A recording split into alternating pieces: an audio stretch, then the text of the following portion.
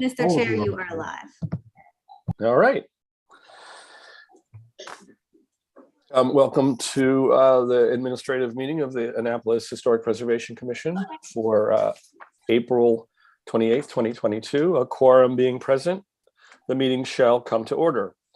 The commission operates pursuant to the land use article of the annotated code of the state of Maryland. Local authority for the commission is derived from Municipal Code of the City of Annapolis, Chapter 21, Section 56. The HPC operates pursuant to the Maryland Open Meetings Act, and therefore no pending application shall be discussed between or among commissioners outside the public hearing to determine the disposition of any application. All right, next on the agenda is roll call. I'll go across my screen. Will Scott. Oh. Kevin Smith. Here. Bill Williams. Here. Bobby Collins. Here. Leslie Xavier. And myself, Tim Leahy, I serve as chair. We also have John Tower here, who is staff. And Ms. Cheryl Wood, who serves as legal counsel. I do not see, I think Kim Consoli, who is our recorder, notified me she won't be here, but she will review the video and create the minutes for this meeting after the fact. Okay. Next on the agenda is other business.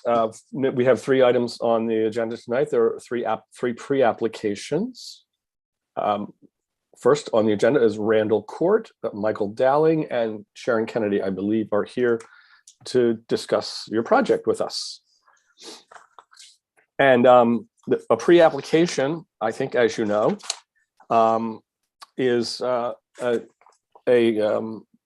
it should be in no way interpreted as approval before the commission. It is an accommodation to the applicant in terms of a design review. And I just need you to acknowledge the fact that you understand that this is not an approval or a denial of any sort. Understood. All right, Yes, thank you. understood. All right, well, please proceed and tell us what you'd like to know about your project. Okay, what I'm going to have Michael walk you through the packet and I'll chime in as necessary, but I wanted to sort of set the table here. John Tower, would you please inform the commission of your review of this scope of work and your belief that this is an administrative approval? And so this pre-application is not an anticipation of a full application. It is simply because we feel an obligation as stewards of this important property to make sure that our colleagues in preservation know what we're working on for the property. John? So the application is for the installation of geothermal wells. And the geothermal wells will be located, I don't know if everyone had a chance to look at the application. Oh yeah, I read all 250 pages of the archaeology. Oh my goodness. Oh my goodness. Well, the wells will be located in the circular area out in front of the house. And it is a project which will have no surface manifestation. However, ground will be disturbed during the process. And so my discussions with Sharon and Michael Dowling are that we would have archaeological monitoring during the trenching and drilling of the wells. There are, how many wells are there, Michael Dowling? Are there 7? Is it 9? Oh, I can't remember all. There are 9 wells. Right, 9. Right. It's quite a few wells. And there is faith that less than 100 cubic yards of soil will be disturbed in the process. And just to give a little more background, there has been some archaeology near. We're going to get into that, John, when we go through the pack. Okay, that's fine. I just wanted the commissioners to understand, you've advised us that under current administrative guidelines, this project will go through the administrative process because it is in essence a utility project. Right. And there's no alteration when it's over with that That's will be correct. seen on the property. It creates a subterranean feature. Yes, I pulled up the administrative guidelines for our reference, and so it actually doesn't refer to utilities per se, but it does refer to minor changes to environmental settings. And I guess that is what you are saying. This is a minor. It's actually not a change to an environmental setting, but it's a little different. But it doesn't. Right now, the guideline that there it is: utilities, mechanical components, and fire protection. So I'm just scanning it under D7: utilities, mechanical components, and fire protections includes gas meters, etc. Blah blah blah. So yeah, I'm seeing it here now. D7 talks about utilities, and so Sharon, I think that's your point. So it is. That's. I just wanted to make the point. If you guys internally want to have a discussion with your staff, but that's what I, as the property owner, had been advised of, and I just wanted that to be part to set the table here. Okay. Okay. The other thing all I wanted to do. And the other thing to emphasize is that after the digging is done, there will be nothing above grade. There's no well caps or anything like that that will be above the ground. Everything will be buried. So I'd like to start going through the deck, and then is there a question? I'd like Tim, it's not. I'd like to actually get an opinion from the other commissioners real quickly, because archaeology is an important part of this as well. Okay. So even though it's just the utility project, it is also archaeology, and should it go forward? So Will, you had a point. Well, thank you, because that's really, I appreciate you doing that, Tim, because that's a point that is of concern to me procedurally, and maybe it's being a little pedantic, but if this is something that's suitable for administrative review, and Sharon and Joe have been willing to submit all the materials, and then they've been passed to us, I don't believe that we should conduct even a work session on it. The city's responsibility and our responsibility is being fulfilled by the applicant, their architect, and the city staff reviewing it so thoroughly. So I see you nodding your head, which I think probably means you disagree, but I expect that. And I'm making the point. I don't think we should take the time to do this because it is being handled by experts. We're not experts. Other commissioners? That's my opinion. Yeah, Bill, you have your hand up. You can speak. You don't need to raise your hand. Well, you do need to unmute yourself. Oh, well, then I won't repeat the smart remark. My only question here, is there any reason to expect anything below ground where the work is being done? Historically, was anything built out in that area? If we can hold that question till we get in the deck, Yeah, we've got all of that. I think that's worth a conversation, Will, to have that conversation. So really what we're ending up talking about here is not the design itself, is should it be administrative or not. And there's 2 points on the table. One is, yes, it's a utility, but we have a lot of guidelines about archaeology that are not in the. And we have an expert who I have full confidence will closely monitor them. And we have an applicant who is dedicated to this. Yes. So why do we need to review this in detail? That's right. We don't need to go into right. So other commissioners, Kevin, Bobby, thoughts on whether this should be administrative or not. I think that's the first point. The second point is, how much do we need to look at tonight versus waiting for the final application if we do so determine.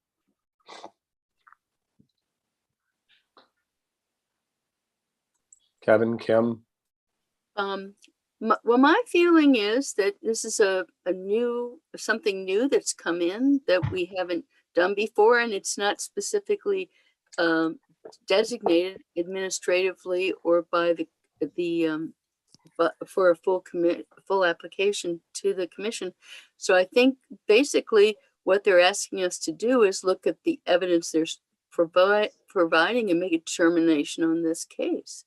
Yeah. And and it could set a precedent moving forward. But it, based on the fact that it sounds like, well, I haven't seen the application, but you know, I think they're asking to sort of put this out as a test case and see how we react to the level of information we think we need to handle it administratively. So I think that's what we're being asked to look at, the evidence that the level of evidence that might be necessary to support that decision.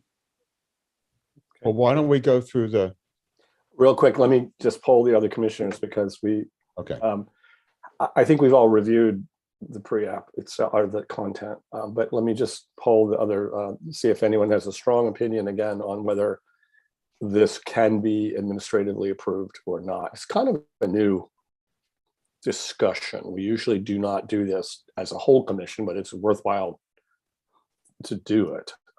We all should be familiar with the guidelines for administrative approval, and so this is different in that regard. So Bobby or Kevin, Leslie. Oh, is it setting a precedence in any way? In what way? I'm just saying, is it setting any sort of precedence? I would say that yes, it is. Oh, could I speak on this? Sure. Because you see this every day, John. So I yes, approve utilities all week long, and digging in places where ground has been disturbed previously, and there are few artifacts, and then digging where ground has not been disturbed and interesting things can be found. The city retains what I consider to be the best archaeological consultant I've ever worked with. They're organized, they're prompt, they're responsive.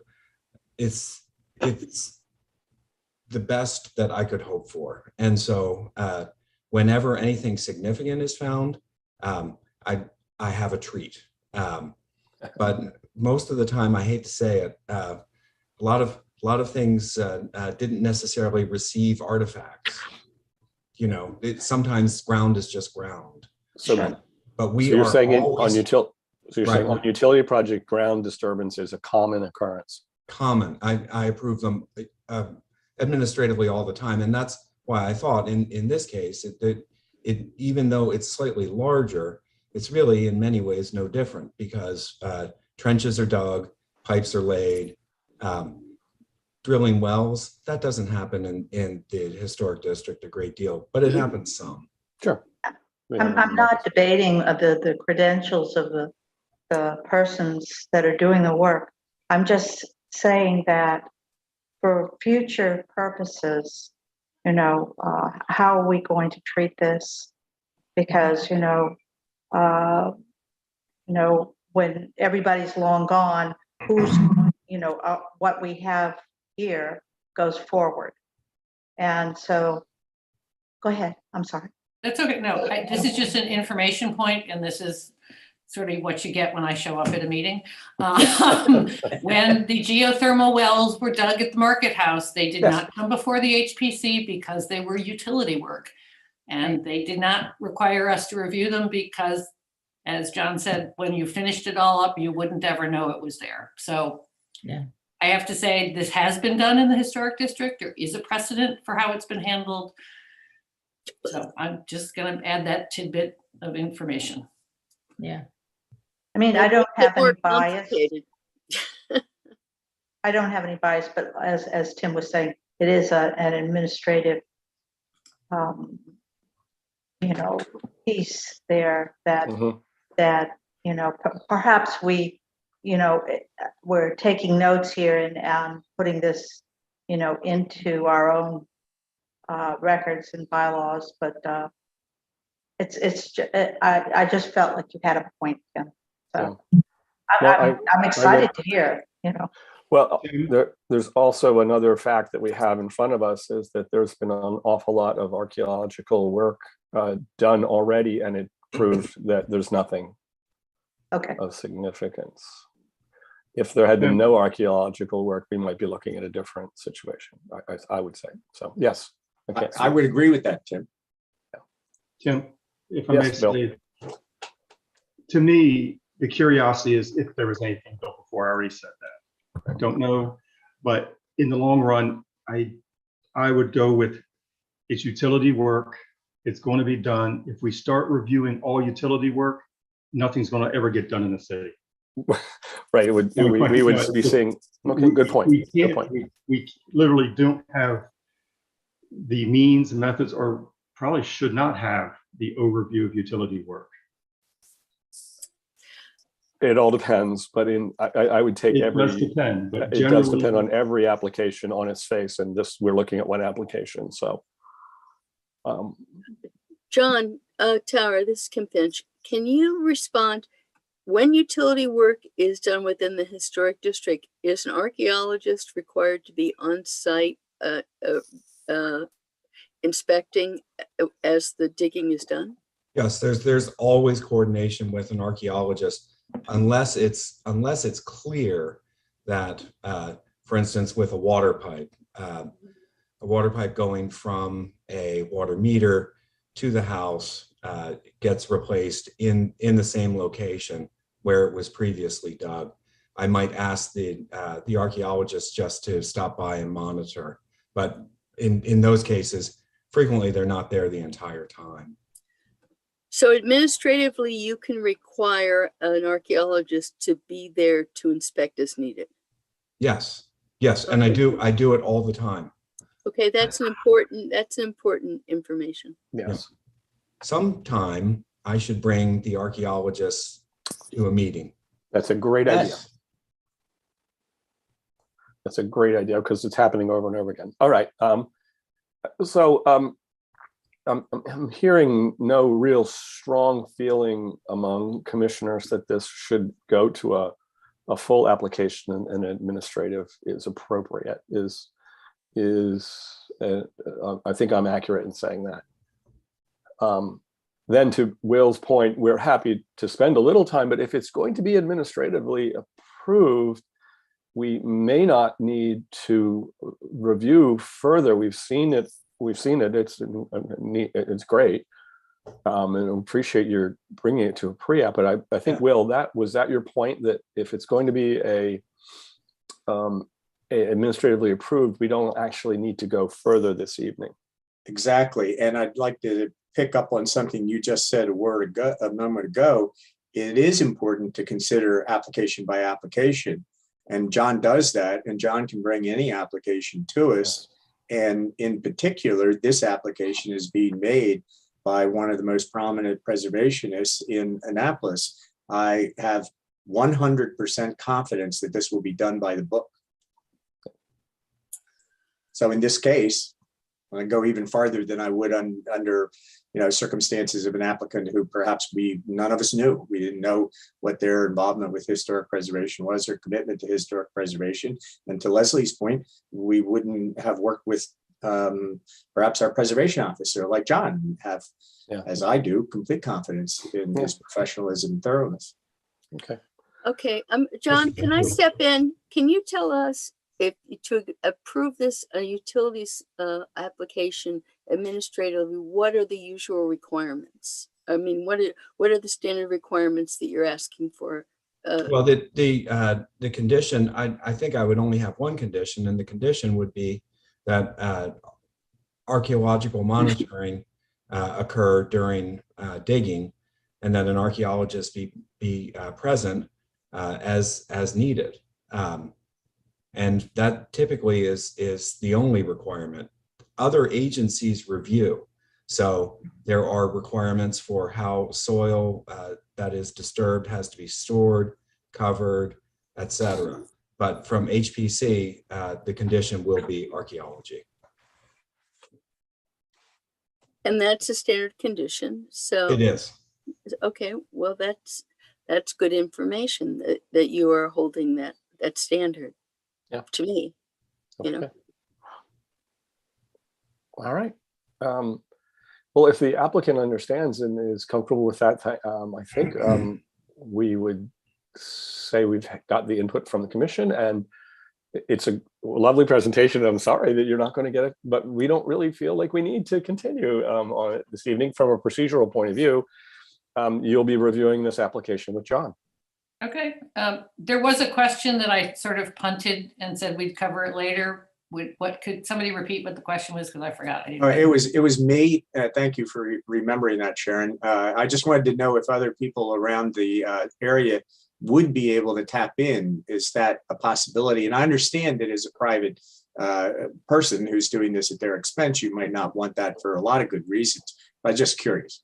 So the wells are going to be sized so that all of our property can tap into it eventually. That would cover 7, 8, 9, and 11 Randall Court, which are the 3-part Georgian mansion plus the small garage apartment that we have.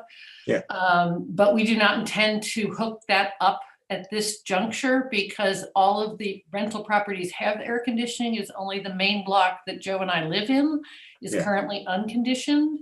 And in our usual careful stepwise progression of our stewardship of the house, we will only hook up the first floor to begin with and let it work with the house for 3 to 5 years to make sure we are not having any kind of a negative impact on the plaster, on the wood, on the foundations. So that's kind of, this is a very long range plan. I think I say it in the deck.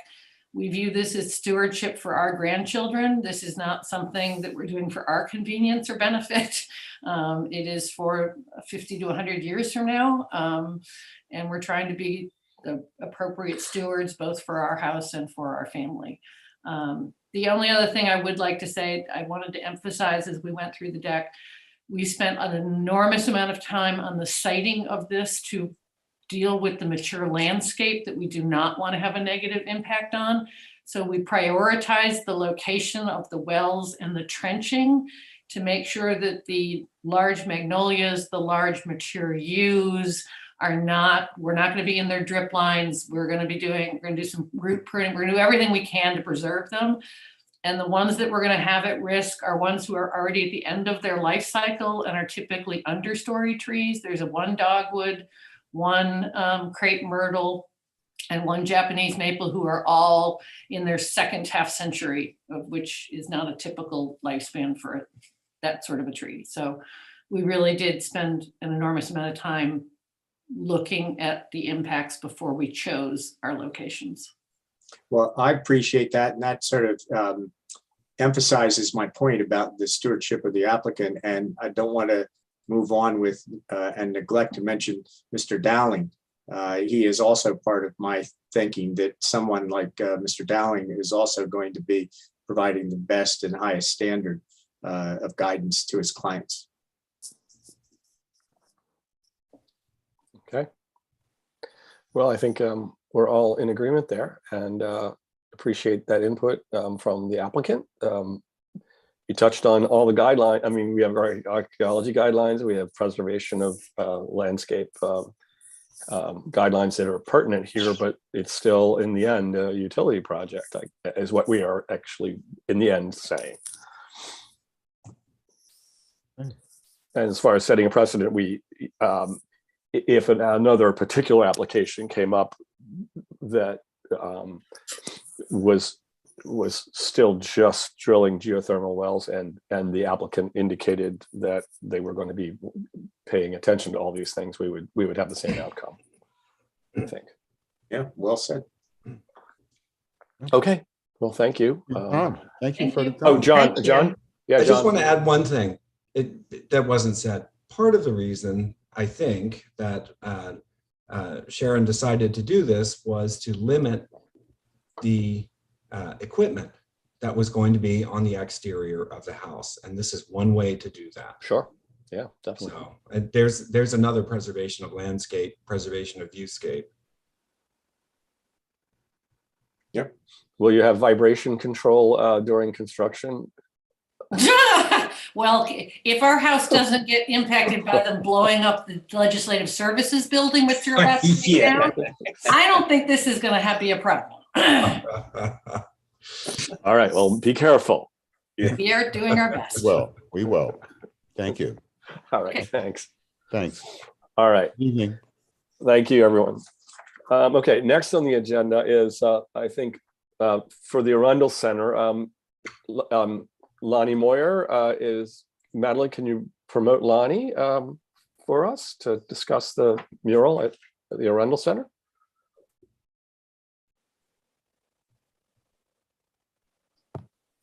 Yeah, she's in. She just has to turn her Okie dokie. camera. Hello, Hi, Lonnie. Hi, Lonnie. how are you, Will? Hi, John. Hi, Good. how you doing? Good. Great. Doing How well. are you? Very well, thanks. Good to see everybody. Yeah, at least virtually. This, Lonnie, is a pre-application, and it Yes. is an accommodation for applicants who are intending to go to a full application. And we'll have a design discussion, brief design input tonight, but it in no way should be taken as an approval or disapproval of any aspect of the presentation. Will you just acknowledge that you understand that? Yes, I do understand. All right, thank you. All right, Just a tell us. conversation. It's a conversation, exactly. What would you like us to know about this Just wanted- exciting project? Okay, that it is indeed an exciting project. It is in, so this is about an approximately 3,000 square foot mural on the side of the Arundel Center. It is the wall that is sometimes locally referred to as the Great White Wall because it's just painted cinder block that's painted white, faces the it overlooks the county executive's parking lot, sort of right by the entrance to Gott's Court Garage off of Calvert Street. This is an effort from Anne Arundel County, the Arts Council, and the Annapolis Arts District. We've all been working on this together, and it took us a while to bring all the pieces together. We did put out a call for artists that saw 39 applications from all over the country, and I think 2 were actually from other countries. So that was very exciting. From that, we've picked the final 6. The final 6 designs just got delivered on midnight Monday. They were 11:59 p.m. Monday, and so they all came in. Of those top 6, it was actually very exciting to realize we did have in our planning process a process to give local artists a little bit of a point advantage, since some of this funding is public money locally. And it was exciting to find that we didn't need it. 2 local artists ended up being in the final 6. There was a panel of 13 people, county representatives from the Arts Council, community members, representative from the city, that were involved in winnowing down from the 39 to the top 6. The local, I can tell you all the names if you like. The local 2 are Cindy Fletcher Holden and Commacell Brown, which was interesting because they have such very, very different styles. Yeah. Very different. So I thought that was interesting turn of events. The others are Jeremy Jarvis from Ohio, Jarrett Ferrier from DC, Dan Toro from Wyoming, and Andrew Pisakane, I think is the way he says his name. And I believe he's out of Baltimore, but I could be wrong about that. I'm not entirely sure where he's from. I don't recall. So the building does sit right within the boundary of the historic district. It is not the building itself, although the location is, and there are lots of there are stories about that location that are important. It currently is not historically significant architecturally in any way that I'm aware, although I will bow to your expertise. No. And this was in one part of an effort that we are having. If you look at the entrances into our capital city, this particular corridor, which has so much public land and so many public buildings, county and state, there is a park. Over the last several years, the county has been making an effort to do its part to make this entrance, which is a little bit forgotten when you look at how pretty the other entrances are and how much attention the landscaping and the buildings have received. This entrance is a little bit forgotten, the Calvert Street corridor. So there was a big project that redid and renamed what was Whitmore Park. It's now People's Park. We did one small mural at the base of the street. There is another mural on the garage. And then this is kind of, we're hoping that this has the impact of really jumpstarting that process.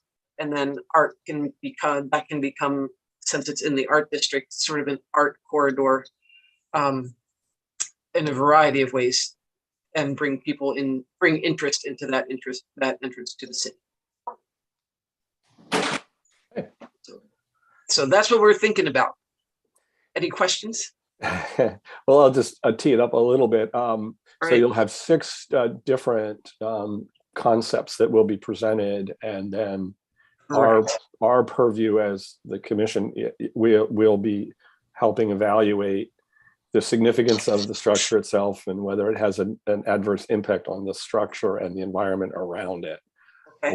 And so we're looking for preservation of course, the environment. And I think this is not an environment. I think John Tower will probably look at this at a lenient standard of review. And so that's one thing I'd like to get the other commissioners' point of view on.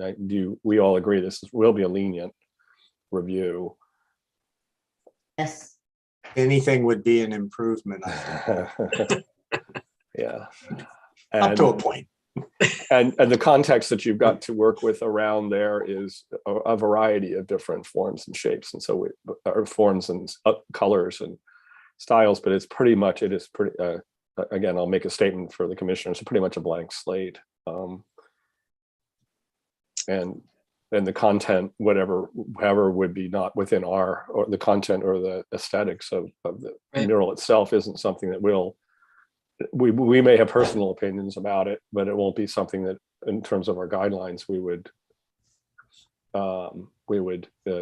deny or approve based on the content, the colors, the color choices, or subject matter. Those are all things we are now pretty well skilled, I think, with some murals in the historic district, to understand that that's something that's the community will determine, not the Preservation Commission.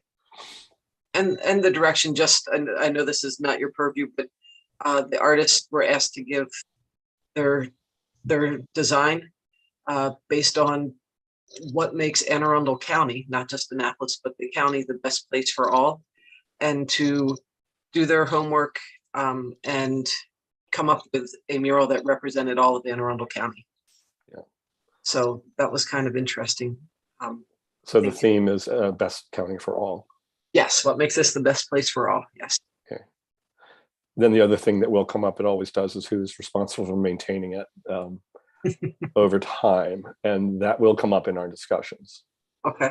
So just as advice for the final application, you'll want to let us know how that agreement is being made. This is massive.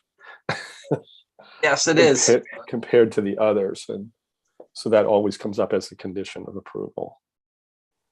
Okay. Any other questions? Any other questions or concerns, recommendations? Yes. Quick question. You've been talking about the 6 finalists. Yes.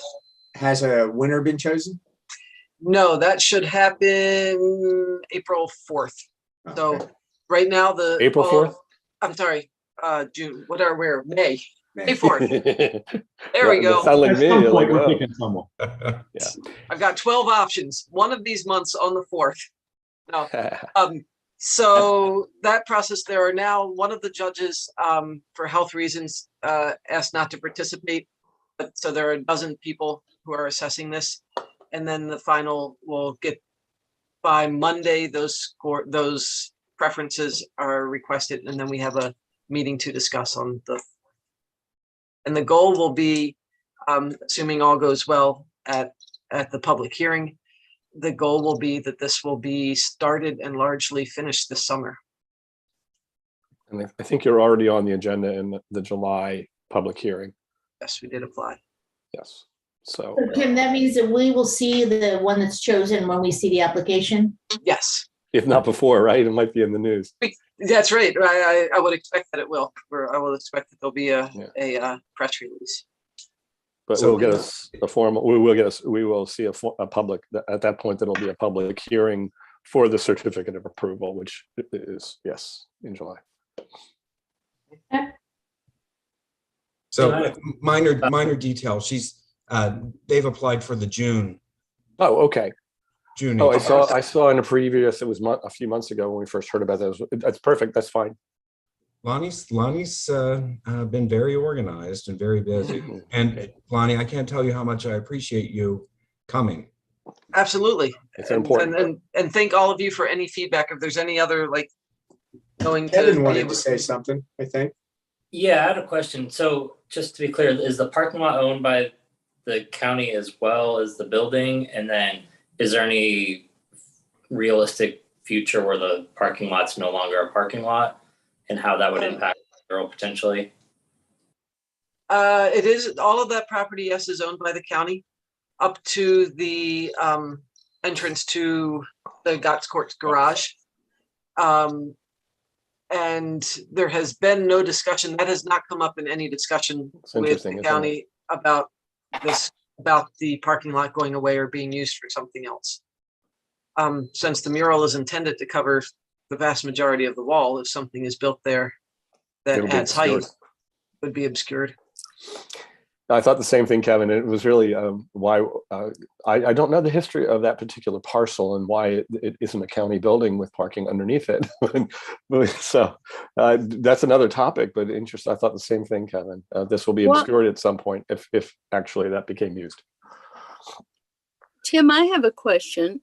I mean, how old is that parking garage? This parking garage has been here as long as I've lived here, for sure. And parking garages have a lifespan.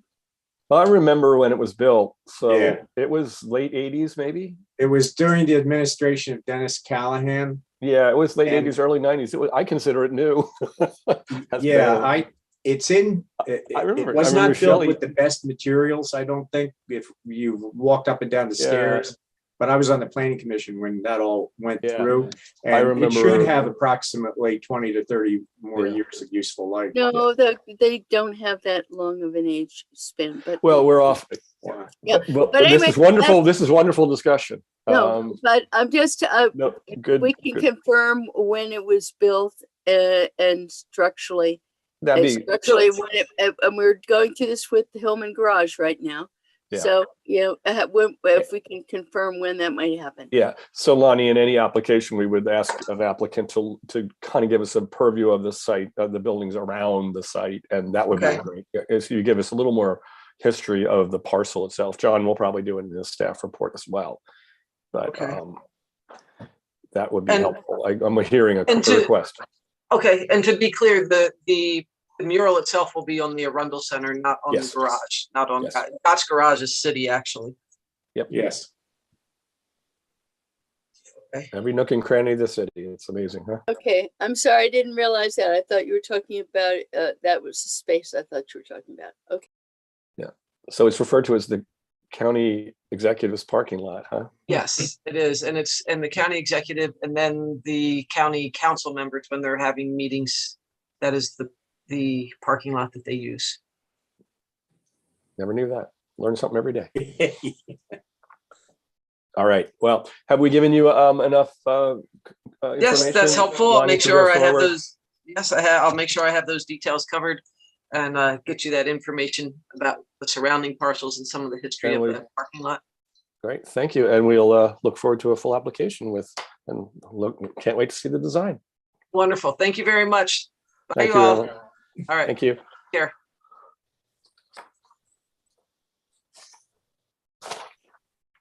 I didn't summarize there. I normally summarize with the applicant, but I think we're pretty clear that we are in agreement that this is a feasible application and it will go forward to a full application based on the content from other, based on our precedent with other murals in the city. So I apologize. I should have summarized while the applicant was on the call, but okay. Next on our agenda is 26 Market Space. I am not sure who is here to present. But please promote whoever is. It's probably whoever is left out there. Hi there, my name is Joydeep Som. I'm one of the member owners of 26 Market Space, or the restaurant building. And I'll be speaking on the behalf of one Michael Pardo, Roberta Pardo, and Deborah Somm, the other three owners. Okay. So that's Roberta, Michael, and yourself. Here. Okay. Well, thank you for joining us this evening. And as I have read to the other applicants, you probably heard it. This is a pre-application, which is a courtesy extended to applicants who are intending to come before the commission for a full application. Any conversation we have tonight shouldn't be construed as approval or disapproval of a design, a proposed design. So do you understand that? Yes. Please acknowledge. Okay. So I need to just introduce this topic, and I'd like to separate the conversation a little bit. We've been aware of your project. It is actually constructed. There is a citation in place on the project at the moment, and I believe it has a term, a limit that it should be removed immediately. In our discussion tonight, we're extending the courtesy to set that aside. We are not going to be discussing the term of that citation this evening because that's not within our purview. So on the other hand, you are also aware that there are guidelines in place regarding outdoor furniture and fixtures. I believe you are aware of that. And so we will be discussing this proposal. We do have a policy, a rule to have approvals after the fact, but we as commissioners do not, we look at a proposal as if it wasn't built yet. So we are going to be looking at this as if it wasn't built. So as if you were presenting it in a drawn form. So I think that's important for all of us to understand. So any discussion we have this evening regarding in a pre-application regarding the feasibility of this project, we'll be looking at it if it's not built. Furthermore, the guidelines that are in place for street furniture and fixtures could be administratively approved. This project exceeds those administrative approvals because it's a structure. So you chose to exceed that. So that's why we need, and John appropriately brought you, you have agreed to come to a pre-application for a public hearing. So he advised you to do that because this has exceeded the administrative approval. So I just wanted to put that framework in place so we understand why we're here and what we are going to be talking about this evening in terms of the HPC guidelines. So I know that was a long introduction, but thank you for joining us, and please let us know your thoughts on what you would like to proceed with in this space. Sure. So this space is intended to be part of the seasonal parklet program that the City Council is discussing. It was earlier in March, it came out as an application for us to be able to obtain a 6-month lease and be able to put down something within this parklet space. We had the guidelines that were in place by the HPC, consisting of something that needs to be removable, wood and metal. Our election was to make a deck that comes from the sidewalk that would allow for handicap access as well into a wood structure. Our proposal is to make that of a Brazilian walnut and have that level with the throughout that space. We, in looking at the guidelines as well, we plan on furnishing with a wood looking aluminum product, which would comply with the wood and metal standards that were put out. We have posts set up to help enhance the structure of the building, which exceed 3 feet. Our understanding was that we couldn't have any barriers above 3 feet, but we would like to propose an alternative shading proposal. Currently, the umbrellas have been approved, or it's within the standards, about 7-foot umbrellas being uniform color. Our proposal is to be able to put a shading device, not a tent, not a full covering, but in I guess they'd be like 2x3 and 2x2, but have openings between them.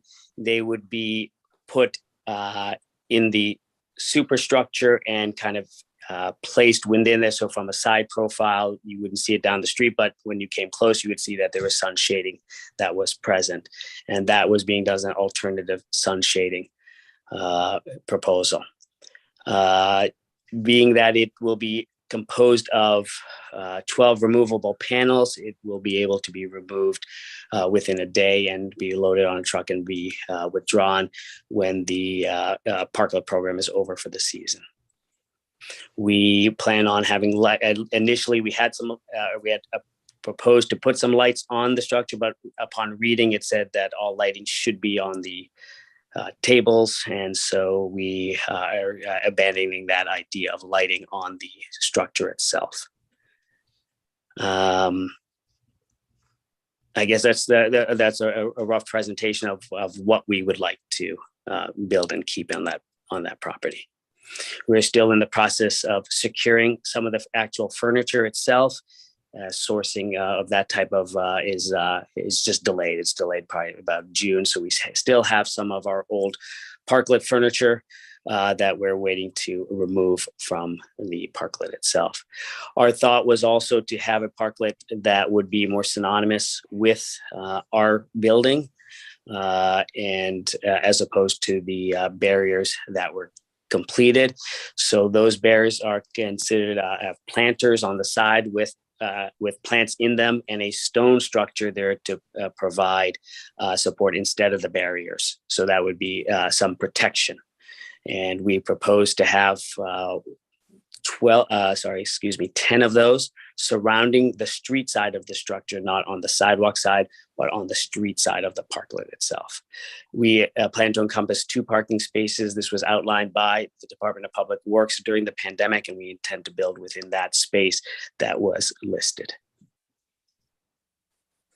And I think, thank you for that. I think most of us have had an opportunity to see the drawings that you've shown us. So several, I'll open up to commissioners in a second, but you mentioned something about changing the existing design from the existing rectangular metal planters to stone.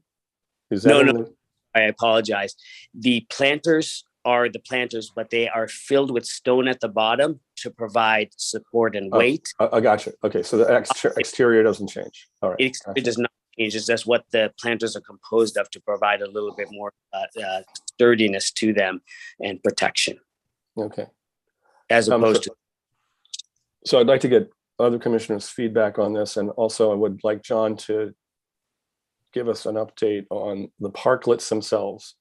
The parklet project is going on in parallel with this effort.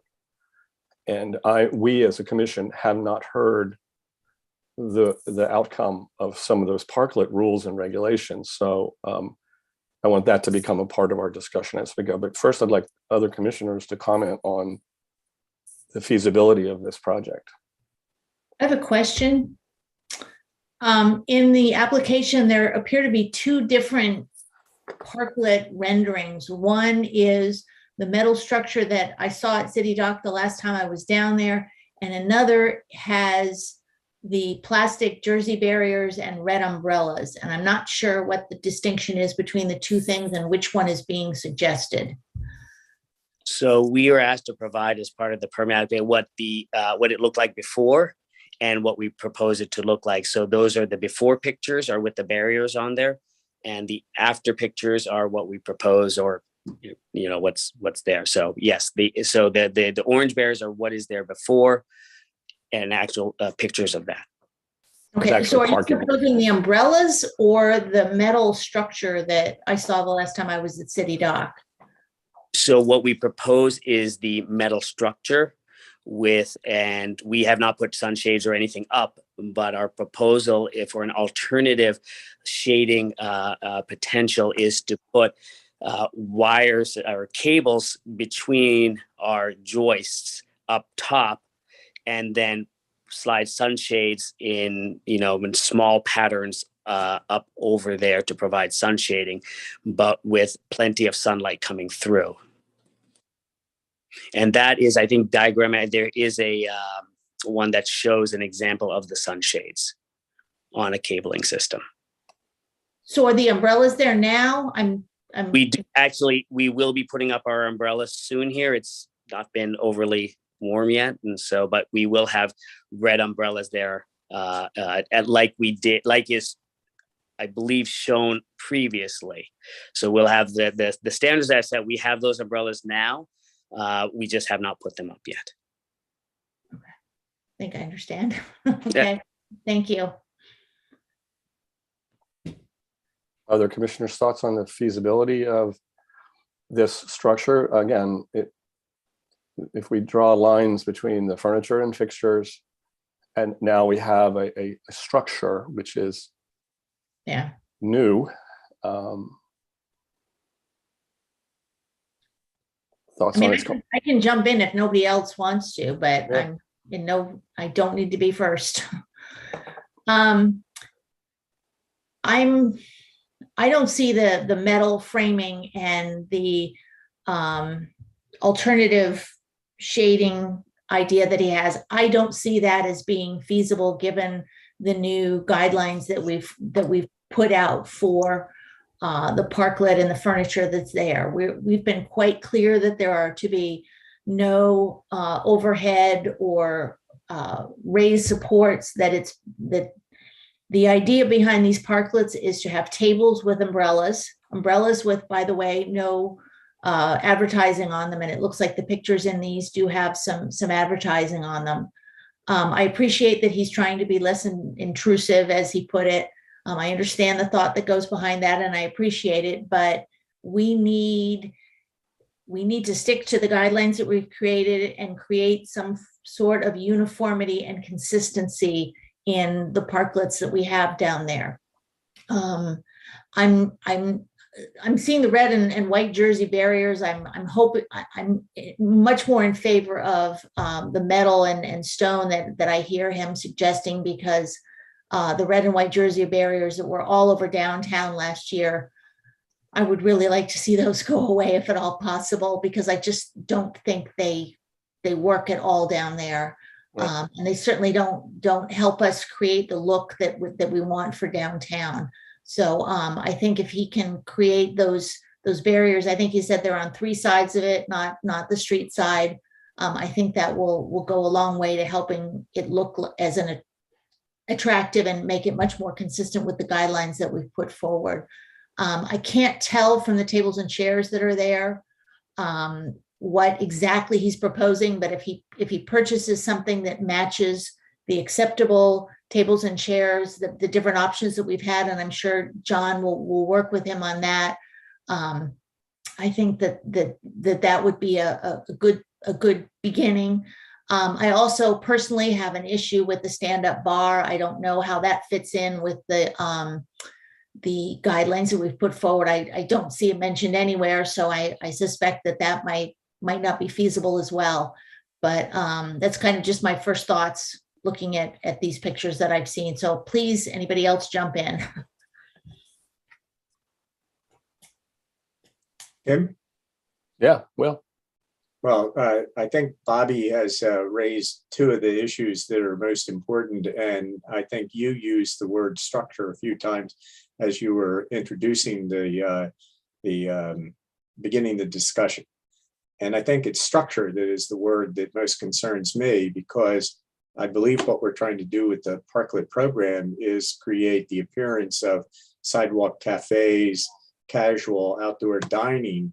And structure is not a part of that word or my concept of that kind of environment. And in fact, having been down there a couple of times while the structure that exists has been present, that's what it looks like. It looks like a new structure that has somehow been put into the street. And so it certainly changes the viewscapes, the sight lines, the overall character of the area. And that's certainly what has to happen to have parklets. So the problem is not that the applicants are proposing to do something in this space, which they are pursuing all the appropriate approvals to have and to utilize. It's that they've presented right now something that appears to be a structure. So I don't think that what is above, say, 4 feet off the ground, and I'm not trying to be precise about exactly what our current guidelines are, I'm just trying to illustrate that part that rises up so high doesn't seem to me to be feasible. And I agree with Bobby's concerns about the what appears to be a bar, and that seems to me to be the issue. It looks like an outdoor bar. And I don't think that's anything that is even being considered for the parklets. So perhaps it's simply a matter of more information and more drawings. I'm not saying, no, that particular feature is not feasible. I'm only saying that I'm concerned and I need to know more about it. Well, that particular feature, I think, creates an enclosure. I understand the 3 sides that are exposed to potential vehicular traffic. You need some protection from that, but you don't need any barrier between walking to your table from the sidewalk. And so I think that particular side definitely needs to be completely open to the sidewalk. It certainly has an impact on the streetscape and the sidewalk, and we have lots of guidelines that talk about impacts on streetscape. Yeah. Bill, did you have your hand up? Yes. Mr. Sam, may I say the design for pavilion that you've presented is a nice pavilion. I think generally agree, we don't want pavilions down on Main Street. And that is the issue. The sidewalk bar, that is particular concern, closure is concern. I think what you built as far as quality is concerned is rather well done. But given the enclosure that it appears to create, I don't think I could support it. Okay. So I guess my question is this quote structure within this 60-day period right now? Is this grandfathered in? Well, No, I can address that to an extent. The code enforcement considers this a structure, as you said, which makes it different from what the idea was for grandfathering. Grandfathering was supposed to apply to switching over from pandemic fixtures and furnishings to new fixtures and furnishings. But the structure is looked at by code enforcement as something which requires a building permit, which is very different from what I think our guidelines are intended for. And was this submitted for permit? It has been now. Right, after the violation. Right. And again, it's submitted. I met with, and it's Dr. Sum, and it's also Dr. Pardo. So I guess what I'm saying is, at the present, is this a moot point until this issue is resolved with the code enforcement? Well, it's not quite a moot point because I think the applicant is intending, again, this could be an after the fact review. I think they are intending to go to a public hearing with this in the future. So it may be, we may find that code enforcement enforces what they're doing and they may need to disassemble it and take it away, but it will, if I understand that the applicant intends to bring it back and to an application. Does that answer your question, Leslie? Yeah, it does, but the 60-day grace period, I guess, is what's confusing for me. It's mean, already after expired. 60 The 60-day grace period was expired already. Yeah, So. but he was grandfathered in? No, No, okay. no. And again, those are all aspects of this project that aren't within our purview. We really have to use our imagination that we haven't seen anything but the drawings. And what would we think of these drawings had in a pre-app if they were being presented to us? Yes, I mean, the idea, Mr. Song, is to preserve the historical streetscape. And by having structures that, or any sort of, I don't know, pavilion, what have you, that it is in contention with that view that we're trying to preserve there. And so, you know, while it's important to give everyone the opportunity to use these parklets, we have to have some kind of continuity. And this has really set a precedence for HPC. And Tim in particular has done an enormous amount of work to accommodate restaurants downtown.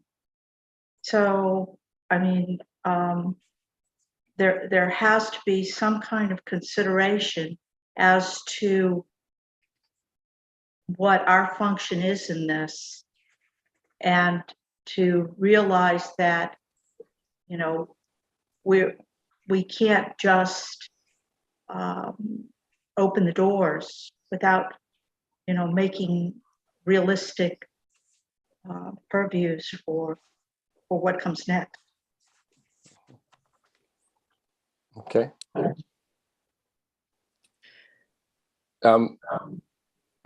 So I think and I'd like to hear what the applicant has to say, but what we're trying to focus on is the guidelines that we have in place that have to do with protection of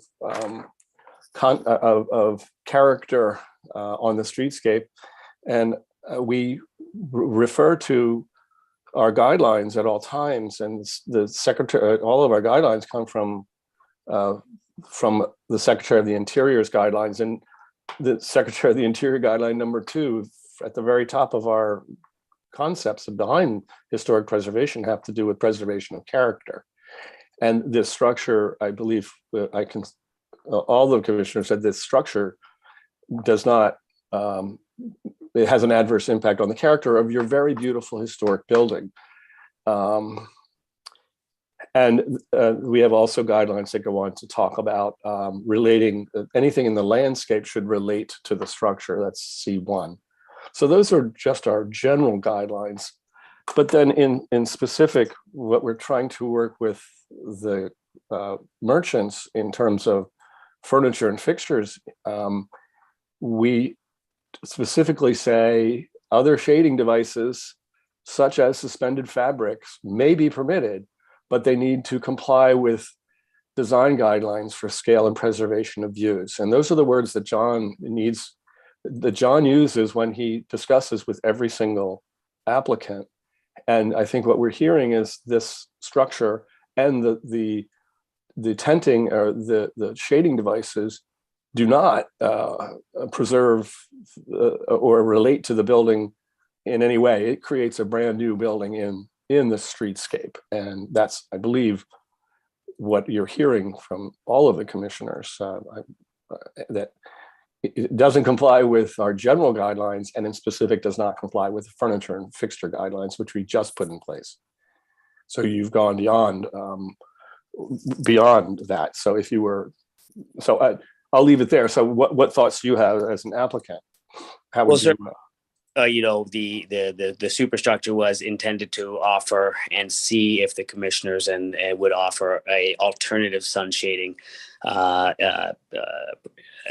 approval. Clearly, it looks like that's not going to be the case. So for us, then taking down that superstructure is not that much of an issue. It was designed in the way that it'd be proposed, and if not, then we would basically bring it down to 3 feet and just basically it's just a matter of going through that wood and just bring it down. Now it becomes a protective railing, Right. wood at 3 feet, which is what we will go ahead and do after, or if that's approved, is go ahead and just bring it down to that level. So now it becomes a railing and go from that standpoint. As far as the bar situation, we consider that a counter, and the liquor board does not allow us to have a bar set up. You can't have open bottles of liquor, things like that. Our intent is to provide a place for people to sit and in that area there. The amount of space that's there is not a lot, and there's only a certain amount of tables that can go there. And our proposal will have 3 bar stools on each side and with place for people to eat, and still separate those folks from the tables right in front where our Sidewalk Cafe is already existing. That is the idea behind that. It also avoids a step off that exists. One of the problems with the curve and keeping things level is that the street slopes down, and there's no way to put a decking up without having a little lip there, and so this protects people from just falling off that lip. But we also felt that it would serve as a place to actually serve people over there, still made of wood. So that's our proposal there. We're certainly interested in hearing what your thoughts are in terms of not using it as a bar, but a place for people to sit and enjoy a meal. Let's see what else. What if we were, as I said, since the alternative sun shading proposal, it sounds dead in the water, what we would like to hear the thoughts of the commissioners if we brought that down to a railing of 3 feet it would still be enclosed on those 3 sides. We had heard from John that DPW may have a problem of people stumbling into the street, and he thinks that there may be a need to have a 3-foot barrier there anyway on the street side. So that would be our proposal there. We would like to keep the seating on the other side, but we would like to hear the commissioner's thought, knowing that that's not to be a bar, but more of a place for people to sit. I would say that I would like to see some drawings, some elevations, some renderings, where you're actually like just doing a little rigor to determine, how much room is there in that sidewalk, and look at what the code says as far as how much room has to be there on the sidewalk while people are eating. So there must be something there, John. Well, if you're asking me, this is one of the well-sited restaurants with a very wide sidewalk. So I have been by when they had their sidewalk furniture by their windows at the front of the building, and then also sidewalk furniture close to the structure that we're discussing. There seemed to be ample room for pedestrians to move through. But it's really much more of a question for Department of Public Works because they determine where furniture can go. But you're right. The application is currently, I think, limited to what's inside the structure, and of course, there's more going on there than that. So it would be great if the full outdoor dining could be included in a site plan, for instance. That would Yeah, a whole site plan from the facade. Yeah, Exactly.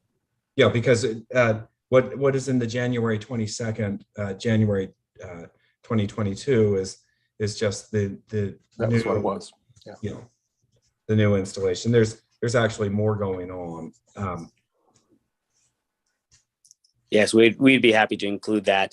To give you an idea, our Sidewalk Cafe has been approved, and the dimensions of which allow us to have the tables that are adjacent to our building, and then keeping a 5-foot walkway, and then so the tables are arranged where, or has been the Sidewalk Cafe even before we owned it. It was in that configuration. It happens that our parking spaces are right next to the tables that the two tops that are next to the parklet itself.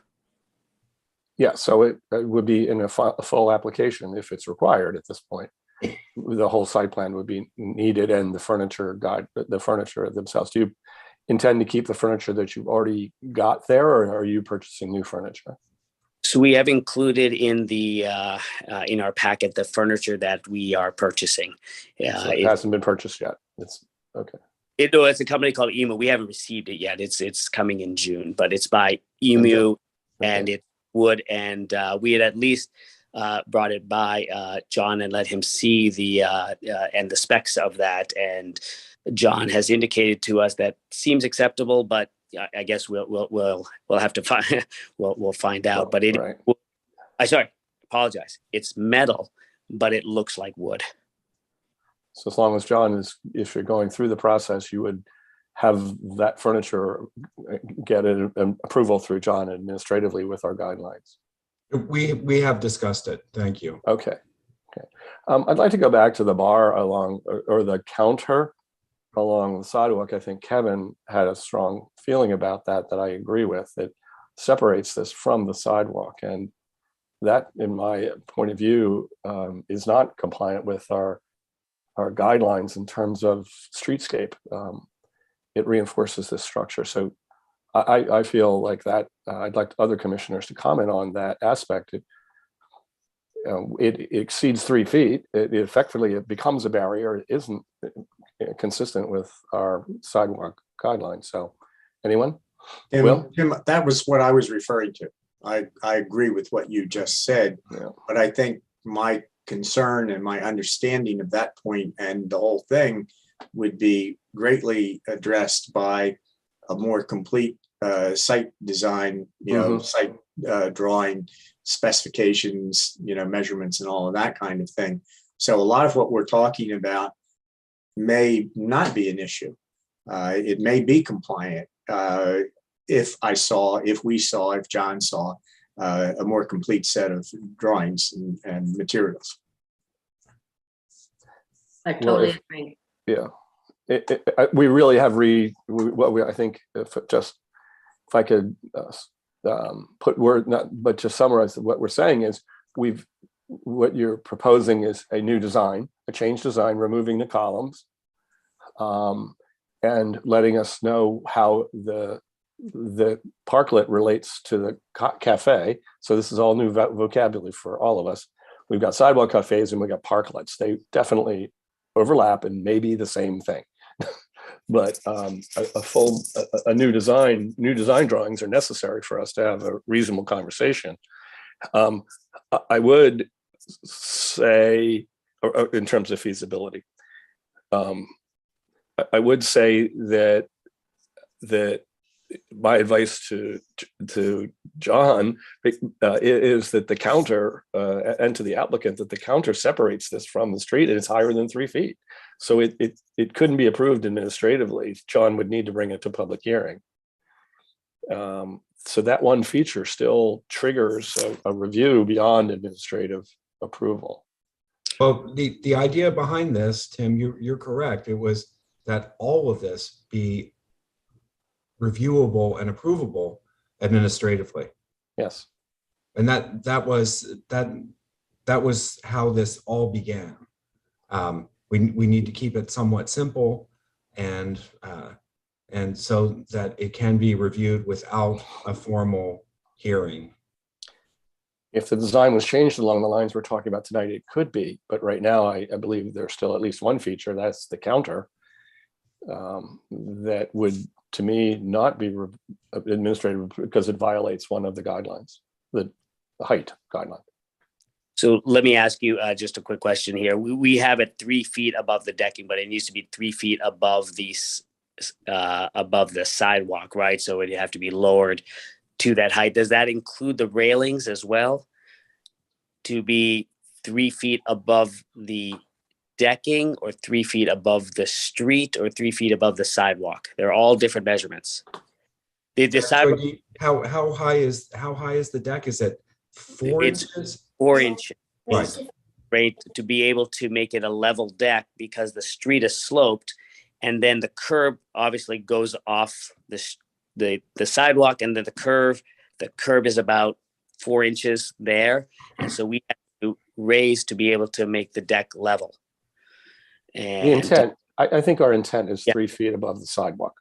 I just want 3 to, feet of the side. Okay, I just want to see what measurement we can use, because we can propose it in our Yeah. design, but we want to see what would be acceptable. I think other commissioners would say, we were talking about level surfaces that had to do with whatever level surface you were standing on. Yeah. If the, right, and Yes. if the parklet design, and again, maybe when we're done, after this discussion, John can give us an update of where parklets stand, but parklets must have some standards about trip hazards and such coming off of a sidewalk that would indicate that a parklet surface must be level with the sidewalk. If I could speak to it, I actually think that this design has addressed that fairly well. I agree. There are aspects of this design that are positive. So Right, ADA accessibility is really good here. but the counter is higher than 3 feet. Yes. Yeah, so it needs to go down to 3 feet above the, not 3 feet above the decking. Is that right? Is that what I'm here? I just want to make sure when we submit our design, what measurement we're looking at. So it just, that's the guidance I'm trying to clarify a little bit. Yes. So, and to we talked about a table. We didn't talk about counters in our guidelines. We talked about furnitures, tables, chairs, benches. We didn't anticipate counters. So a counter would be a table, and we would be talking about, and at this point, that counter is creating not only a height issue, but a separation from the sidewalk that I feel is, I think Kevin's point, it separates it and isn't consistent with the rhythm of the streetscape. It's not, it separates it and creates, again, a building, a structure separate from a cafe. And so having that counter there, even if it is 3 feet, is still a problem from my point of view in the guidelines. Tim? So just putting tables there would be more appropriate. Well, then let me ask you one question, because we would still to keep the trip hazard, right? Because someone could step directly off there down the 4 inches, and that's a trip hazard for them. Or ADA wise, we would have to have a railing there to protect somebody with ADA. So we have to create that barrier. So the question is if I take the countertop out and put the same type of wood as a railing, that is acceptable? Because that's acceptable. It'll still separate the two spaces, but that's acceptable. I just want to make sure of that. We have to see the design. Exactly. Sure. But- No, of course. But my proposal would be the same, and I'll set that up in a design, would be the same superstructure that's there, lowering it down. It would just be a wood structure. It would just be wood. Very much same as the mast, but it would go down to that 3 foot level to protect people from falling, and still ramp. Sure, And safety is in a wheelchair, not rolling down. Tim, And- I don't mean to interrupt the applicant, but I think we're reaching that point where we're talking We need to see about the these design. kind of minor details that are appropriately done with the staff and then Yes, and a new incorporated design. into the materials. Perfect. Bill, did you have something you wanted to say? I saw you. I was actually, Dr. Sam got to it. I was curious about the trip hazard that he had mentioned earlier in the separation. I was also just thinking that the high counter, if it was lowered, which Dr. Sam says lower the railing, but I do still have, a concern if anyone was to sit there in any way, in that you then have chairs that are backs to the sidewalk, and the people who are sitting there could easily push their chairs back far enough that they would then be interfering with walkers along the sidewalk. And we have that in other areas up and down Main Street where the chairs are just uncontrolled. And that's one of the great really things feel about these good. little parklets and cafe areas. Yeah. Their separation is that it keeps the animals from getting out of the pen, as it were. No, I'd really feel good if there was a code review, because this is like getting like off in the weeds. Yeah. It is. So what I think we're hearing is that from a design point of view, that whole sidewalk side needs to be redesigned, and whatever design you would like to come up with is your choice, but it obviously needs to be code compliant and not as physically obvious as it is, or large. It's a separation and creates a problem with the streetscape. Tim, I want to make another comment about, I don't see, well, first off, if we're calling this platform a trip hazard, then every curve in the city is a trip hazard. Yeah, I agree. Yeah, I agree. So I still don't, I'm not convinced of the need for any sort of railing to encircle the space at all. And I mean, if DPW It's just a says step down, then that's out of our control, but it's just a step down from the curb, and that railing can be omitted completely, and then it's still part of the sidewalk. It's creates an environment that can be, it's still a public space that's shared, but the local restaurant gets to use that as a sidewalk cafe. So that the railing in its entirety, I do not see the need, nor do I see how to approve it unless it's required by the DPW. Okay. All right. Yep. Okay. All right. So in summary, the proposal before us, we've discussed about, the applicant has agreed that the design would change to the point where we would need, they would need to present a whole new set of design drawings that would indicate that the overhead structure would be removed, and we would really be back within the guidelines of barriers and shading devices, umbrellas. I didn't really quite get this from the applicant. You would put umbrellas up instead, correct?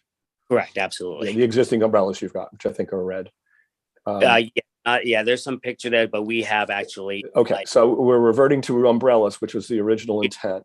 Okay, Yes. so then the applicant will also be looking at design changes to the rail along the counter and rail along the sidewalk side. And the applicant also has agreed that they would be providing a larger site plan, which includes this existing sidewalk cafe furniture against the facade of the building. With all of those things in place, this falls within administrative review. And that's where we would go so our next step then is to make those changes and present them to John and move forward for there, including all of the changes you talked about here. And we are supportive of outdoor dining and have these guidelines in place to enable it to go through quickly through administrative review. So if you stay within those guidelines, you get administrative review quickly. And so I think is that other commissioners, does that summarize our point of view here? Yep. As for me, yes. Okay. Yeah. Thank All you. right. For the applicant, have we provided you with adequate guidelines or instructions for your next steps with John? Absolutely. Thank you. Thank you. Okay. All right. Thank you. Thank you. Thank you, gentlemen. I see Jackie Rouse has also joined the meeting, so I'll just acknowledge that as we're talking here. Hi, Jackie. Thank you very much for coming forward and being a part of the process. Okay. Next on the agenda, along those lines, that was a good segue into any minor changes for furniture guidelines. I sent an email out to the commissioners, all of you, with the next step in our promulgation of rules and regulations. I love that word, promulgation. And it is we've gone through the rules committee. They acknowledged the receipt of our guidelines. The next step is that I write a report with the guidelines attached, send it to the city council. I don't know exactly what, I will talk to Regina about it, but I believe they will put it on the agenda. And I believe the step is they acknowledge and accept them. If they have comments, of course, we would accept comments. But basically, the rules are written, it's on the agenda twice. It doesn't reflect additional comments or changes from the public. The public has already had their opportunity to comment. But if any comments come up from aldermen, we'll take them on board. So that being said, I think it might not be a great time for us to tweak the guidelines. There's only one or two. I think we just went through an exercise that showed, in my opinion, that they provide us with enough. So at this point, I'd recommend, even though I have one or two maybe grammatical type, no, there's not typos, but it was only just style changes. Being clear about maximum heights of the tables, and we didn't put a maximum height for an umbrella in, for instance. Would probably have been a good idea to do that, but at this point, I'd recommend maybe that we just leave them as they are, approved in January, and let the process continue through the city council approvals, unless anyone feels strongly that we need to change them at this point. I have one thing that I mentioned at the end of the email that I sent this afternoon. Yeah, I'll get to that, John, just real quick. A completely appropriate question, but right now, before we get to grandfathering, does anyone want to make any changes right now regarding, actually the only one I really wouldn't do it at this point. It would just muddle the whole process that we've gone through, and we've got an approved set in January. If I had to get you all to approve another set tonight, and it was already in flight with John, we might raise questions with city council. And I agree, Tim. Yeah, let's keep it simple. Okay. Yeah, Tim, I agree. And in fact, I was going to comment tonight that I'm already seeing the businesses make the changes and have different tables and chairs and dining options outside, and they're looking good. So thanks to John with them, and thanks for them to the business owners for being on board with these changes. Great. Okay, so I'll move forward with that report to the city council for the next meeting, which I think is a week from Monday. And I'll attach the guidelines as approved in January. All right, great. That being said, John, in his email, we did not permit plastic or non-wood or non-metal materials, but John had a concept of grandfathering certain at least two, Red Wine and State Circle, right? Or State House Inn. Yeah, John, so you want to present your idea there? So my idea was that these chairs, tables, and so on had been in use for quite some time. And that they are, in each case, they're metal frames with a faux wood composite. I was told that on State Circle, 25 State Circle, it was in fact wood. And it wasn't immediate. I could not recognize that it wasn't immediately. It was hard to differentiate, pretty close.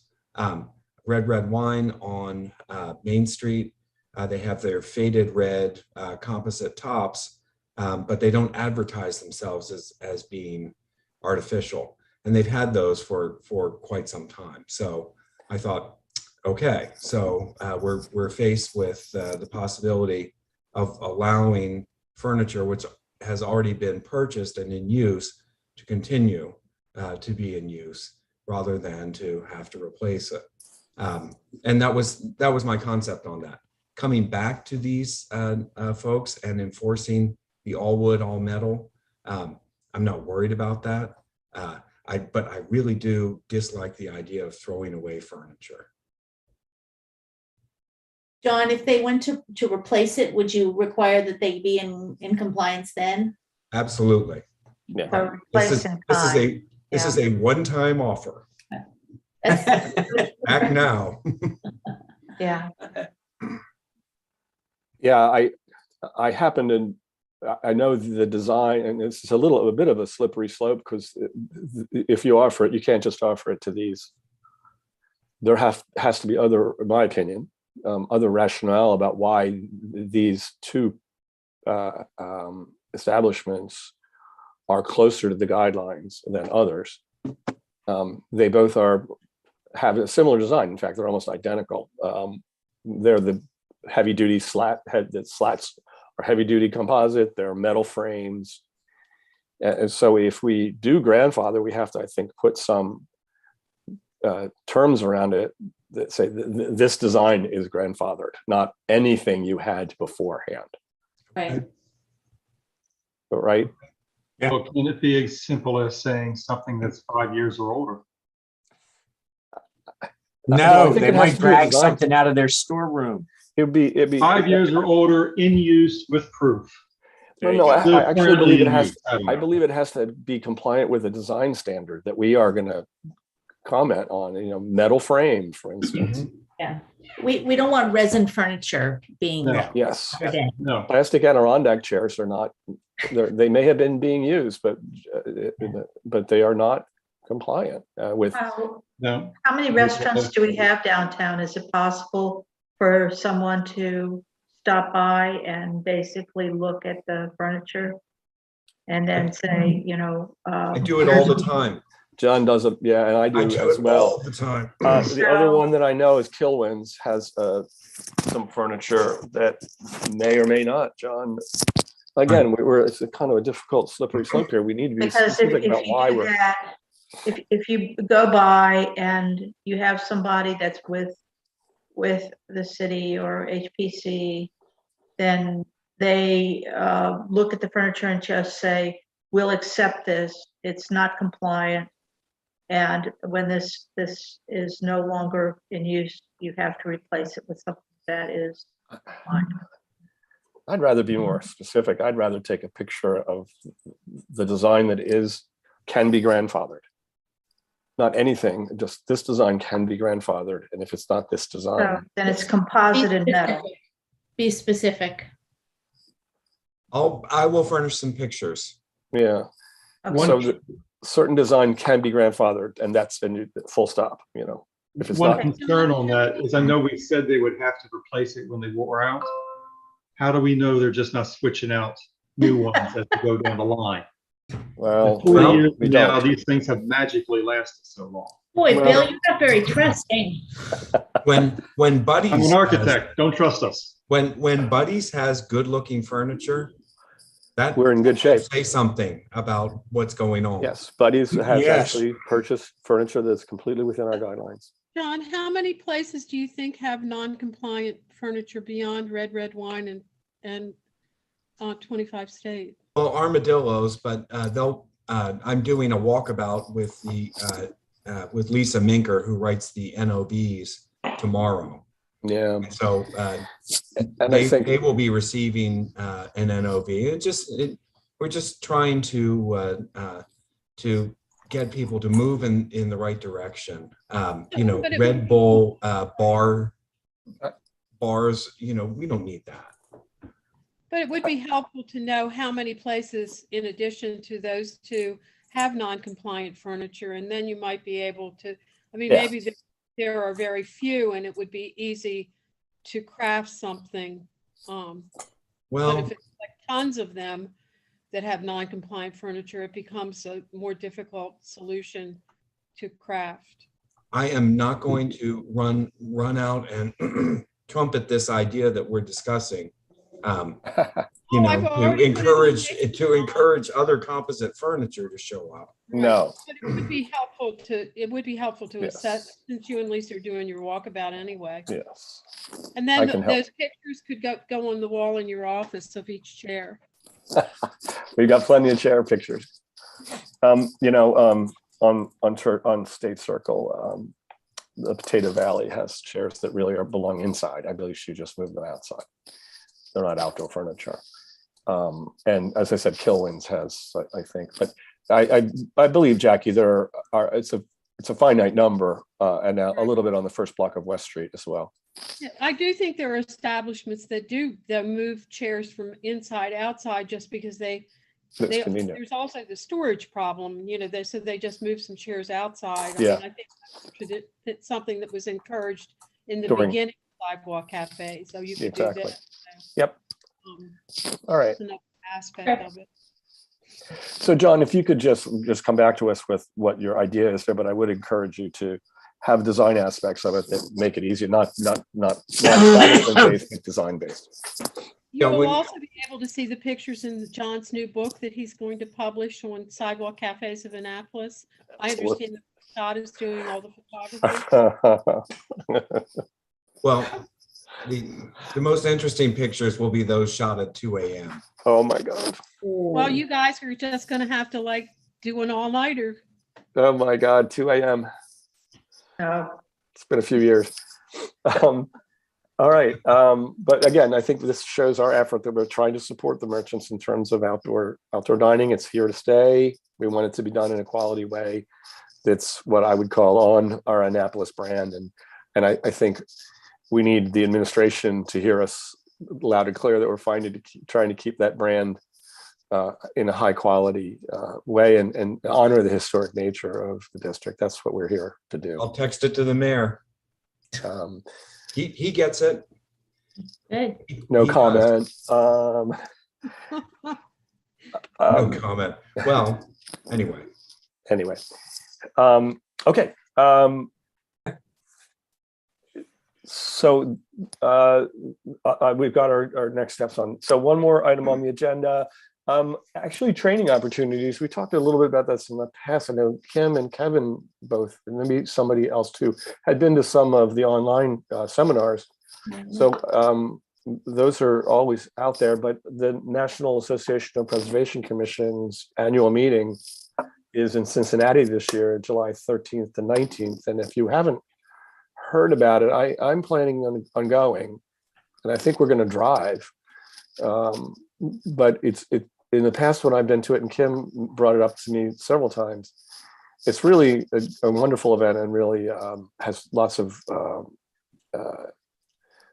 spirit and content that deals with the issues that we deal with on an ongoing basis. And so I encourage us, there are funds available. I'm not sure that they'll cover everything from the city, but we do have funds available to cover some of our travel expenses, especially the registration fees. I would like to, I was just going to mention that the cities have to nominate themselves to host this convention. And when they step forward to host it, they really put their best foot on, and you get into the most unique historic sites that they have in history. And I've been looking at Cincinnati, and it has some amazing history to revel in. And so you get it's first of all, the people are great because they're all on other historic preservation commissions, and they're the best of the best, of course. But the fact is, you get special tours of their historic districts. You get unique, you get unique options to go into their historic buildings. It's I would clearly say it's just a great opportunity to interact with people who are dealing with similar things. Yep. And so I do want to support it. You know, Sharon and Lisa were promoting it way ahead of when we started arriving as commissioners. But once we started going as commissioners and hearing about what other historic district commissions were doing, it was really informative. Yeah. Yep. And it gets us together as a group in person too, which I like. It is, we have missed the early birds registration. No, we haven't. When's it due? It's not due yet. So I'm planning. I'm on the website right now, so Yeah. I'd encourage you to all go to the website, and it looks like the program is Mhm. starting to come together, and then they always have their camp programs too, which are ongoing. So it's really, I would encourage you to do it just because it's going to give you the most interesting insight into cities and their history in our country. It's really just a exploration of American history often. Yeah. And I think that's true of Cincinnati from what I'm looking at so far. Yeah. Could you send the link, Tim? I sure will. Thank you. I wonder if they have sea level rise as going to be a breakout session. Flooding. No. Well, we'll have climate change. I mean, flooding is climate change will be climate change everywhere. and sea level rise, the same topic. Okay, so I'll send that out as a link, and I encourage all of us to go. I think we're planning on driving out. I'm going to take a day trip over to Columbus, Indiana, which I've never been to. Yeah, Ooh. that's worth it. It's 90 minutes. So that has farther west. amazing architecture. Sure does. It's actually, it's one of the most amazing architectural museums. Yeah. So Tim, I had one other opportunity I wanted to bring up. Okay. Is that Mount Vernon, George Washington's Mount Vernon, is having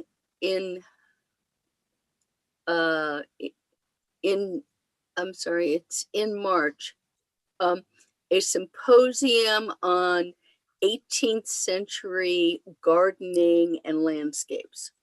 And